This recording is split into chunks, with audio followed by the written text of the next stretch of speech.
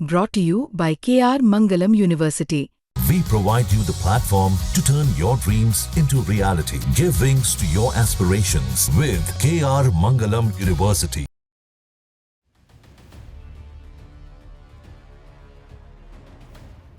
हाल ही में भारत में फिलिस्तीन के राजदूत ने एक बयान जारी किया। एक इंटरव्यू में उन्होंने कहा कि कैसे फिलिस्तीन के राष्ट्रपति ने प्रधानमंत्री नरेंद्र मोदी को एक चिट्ठी लिखी जिसमें उन्होंने इजरायल पर दबाव बनाने के लिए कहा था। लेकिन इससे इतर भारत और इजरायल के संबंधों की असल तस्वीर क्या है, ये आपको अब समझ में आ जाएगा। दरअसल इजरायल के रक्षा मंत्रालय की तरफ से एक ऐसा बयान जारी हुआ जिससे ये साफ हो गया कि भारत और इजरायल की दोस्ती कितनी गहरी और पक्की हो रही है, वो भी ऐसे वक्त पर जब फिलिस्तीन की तरफ से प्रधानमंत्री नरेंद्र मोदी को इजरायल पर दबाव बढ़ाने के लिए एक चिट्ठी लिखी गई। इजरायल ने साफ किया कि भारत उनका एक सबसे खास दोस्त है। इजरायल ने साफ किया कि भारत ने इजरायल का उस वक्त पर साथ दिया है जब उसके लिए वक्त सबसे मुश्किल था। इजरायल ने भारत को अपना खास दोस्त बताते हुए कहा कि मुश्किल वक्त में समर्थन देने के लिए हम भारत का आभार व्यक्त करते हैं। इजरायल के रक्षा मंत्रालय ने भारत को एक प्रमुख रणनीतिक सहयोगी करार देते हुए कहा कि डिफेंस और रणनीतिक क्षेत्रों में साझेदारी को और गहरा करने पर भारत की भूमिका बहुत महत्वपूर्ण रही है और इसे लेकर भारत के साथ महत्वपूर्ण बातचीत हुई है। ये बयान इजरायली रक्षा मंत्रालय के महानिदेशक मेजर जनरल अमीर बरम की भारत यात्रा के बाद सामने आया है।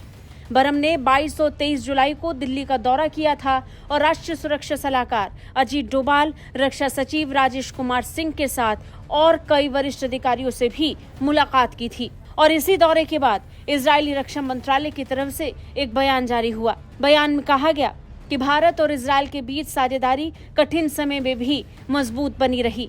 हाल की चुनौतियां और परिचालन अनुभव अब रक्षा औद्योगिक सहयोग को नई ऊंचाई पर ले जाने का अवसर दे रही हैं। वहीं भारतीय रक्षा मंत्रालय ने भी इस यात्रा को महत्वपूर्ण करार देते हुए कहा था कि दोनों देशों ने दीर्घकालिक दृष्टिकोण के साथ रक्षा सहयोग को और बढ़ाने और संस्थागत ढांचे के निर्माण पर सहमति जताई। बरम की यात्रा इस बात को साबित करती है कि भारत और इजरायल के रिश्ते अब केवल रणनीतिक मोर्चे तक सीमित नहीं हैं, बल्कि दोनों देशों के संबंध भरोसे पर टिकी हुई हैं।